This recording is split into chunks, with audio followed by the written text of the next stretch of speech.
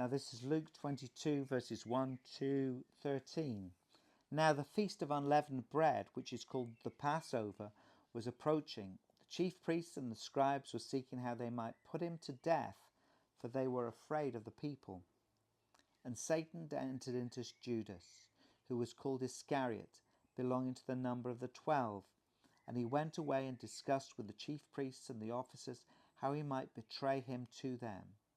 They were glad and agreed to give him money. So he consented and began seeking a good opportunity to betray him to them apart from the crowd.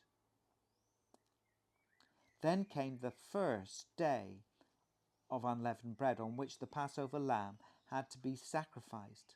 And Jesus sent Peter and John, saying, "Go and prepare the Passover for us, so that we may eat it."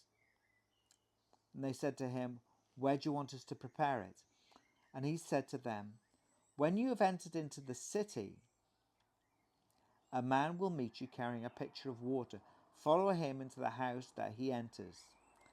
And you shall say to the owner of the house, 'The teacher says to you, where is the guest room in which I may eat the Passover with my disciples?'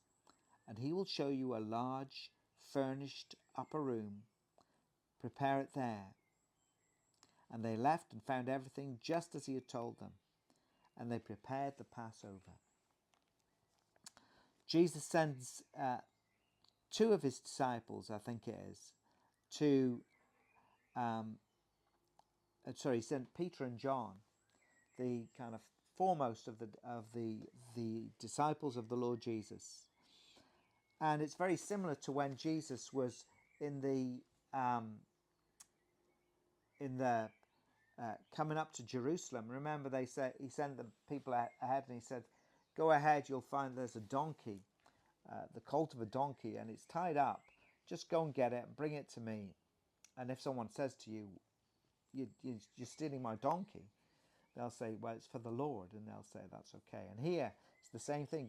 Jesus knows. Jesus has knowledge that there will be a man walking along with a pitcher of water on his head.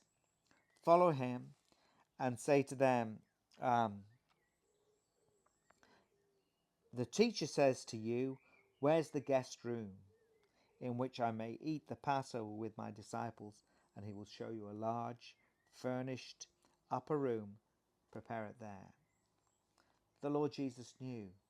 And this is all part of the last probably 48 hours of Jesus before he finally dies.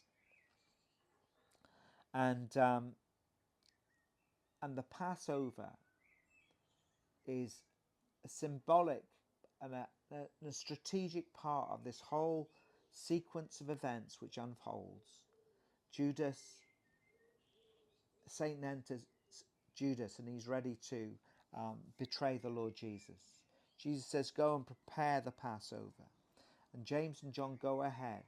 And it's interesting, it's James and John who prepare the Passover meal for all of the disciples, the other 10 and the Lord Jesus, and probably some of the other women and some of the others who were going along with them.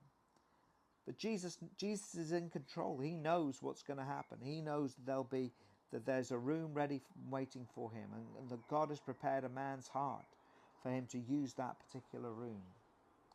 And so Jesus now, the pieces are coming into place, and Jesus is now on the road ultimately to Calvary. But first of all, he has to share the Passover meal with his disciples.